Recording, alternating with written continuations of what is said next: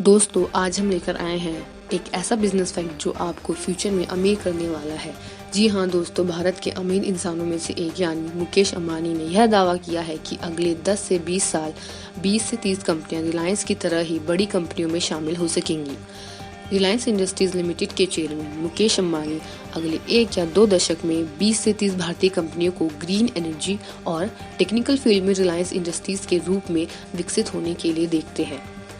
Asia के सबसे अमीर व्यक्ति मुकेश अंबानी ने कहा कि 200 अरब डॉलर की कंपनी बनने में रिलायंस को 38 साल लग गए, लेकिन वह अगली पीढ़ी के भारतीयों को आधे समय में उसी स्तर तक पहुंचने के लिए देखते हैं। रिलायंस को 1 अरब डॉलर की कंपनी बनने में करीब 15 साल, 10 अरब की डॉलर की कंपनी बनने में करीब 30 साल, 100 डॉलर की कंपनी बनने में 35 साल और 200 अरब डॉलर की कंपनी बनने में 38 साल लगे। मुकेश अंबानी ने रिलायंस जियो के साथ भारत को दुनिया के सबसे बड़े मोबाइल डेटा कंज्यूमर्स में से एक बनाकर और जनता के लिए मोबाइल इंटरनेट को सस्ता बनाकर एक डिजिटल क्रांति की, जिसमें पर जीबी 4 रुपये से कम की योजनाएं उपलब्ध थी। हाल ही में उन्होंने solar and renewable energy devices और बुनियादी ढांचे के विकास के लिए कैपिटल एक्सपेंडिचर में 35,000 करोड़ रुपए की इन्वेस्टमेंट की है। उनका मानना है कि Bharat green and clean energy से एक वैश्विक शक्ति बन सकती है। यह ग्रीन एनर्जी के प्रोडक्शन से आत्मनिर्भर बनकर और ग्रीन एनर्जी का एक बड़ा एक्सपोर्टर बनकर भी किया जा सकता है।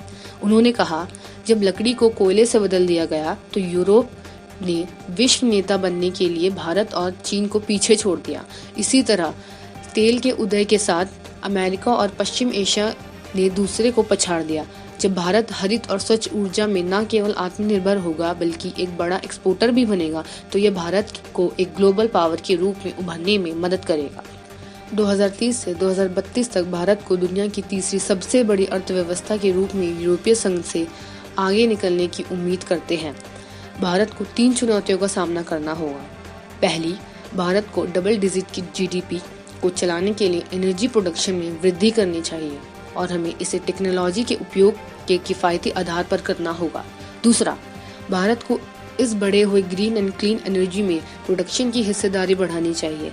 और तीसरा, भारत को चुनौतियों का पीछा करते हुए आत्मनिर्भर भारत के लक्ष्य को प्राप्त करना चाहिए।